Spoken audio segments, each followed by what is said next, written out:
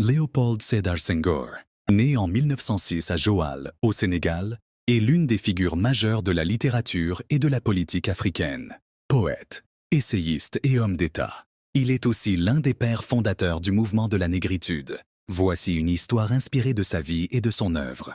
L'histoire de l'enfant de Joal. Il était une fois, dans un petit village de la côte sénégalaise, un jeune garçon nommé Léopold. Né sous le soleil ardent de l'Afrique, Léopold grandit dans la beauté, sauvage de la mer et des terres dorées qui entouraient Joal, son village natal. Le rythme de la nature et la douceur des traditions sénégalaises nourrissaient son esprit curieux.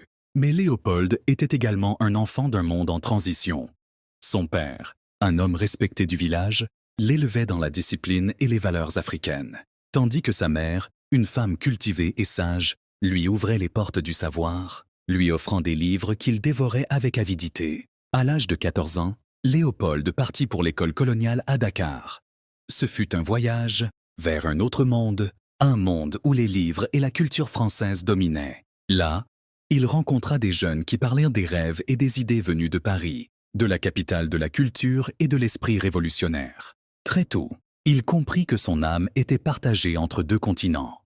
L'Afrique, avec ses racines profondes et ses traditions, et la France, qui offrait un savoir universel, mais aussi une forme de domination.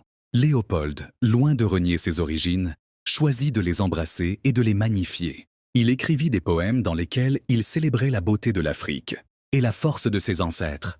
La négritude était née dans ses écrits, une révolte contre l'injustice du colonialisme et une affirmation de la dignité noire. C'était une lutte, certes, mais une lutte poétique, remplie de beauté et de sagesse, une réconciliation avec soi-même et avec l'autre. Dans les années qui suivirent, il poursuivit ses études à la Sorbonne, mais l'appel de l'Afrique ne cessa de résonner dans son cœur. Léopold ne se contentait pas de penser la liberté.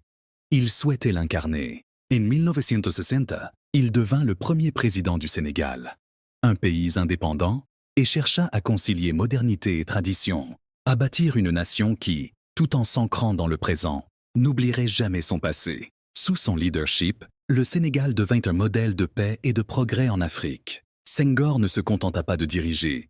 Il chercha à guider son peuple vers un avenir où l'éducation, la culture et l'unité africaine seraient les piliers d'une nation forte. Mais même dans les couloirs du pouvoir, il restait ce poète, cet homme de lettres, qui savait que la beauté, la poésie et l'amour étaient des armes puissantes pour construire un monde meilleur. Léopold Sédar Senghor resta fidèle à son rêve tout au long de sa vie, en tant que poète, penseur et président.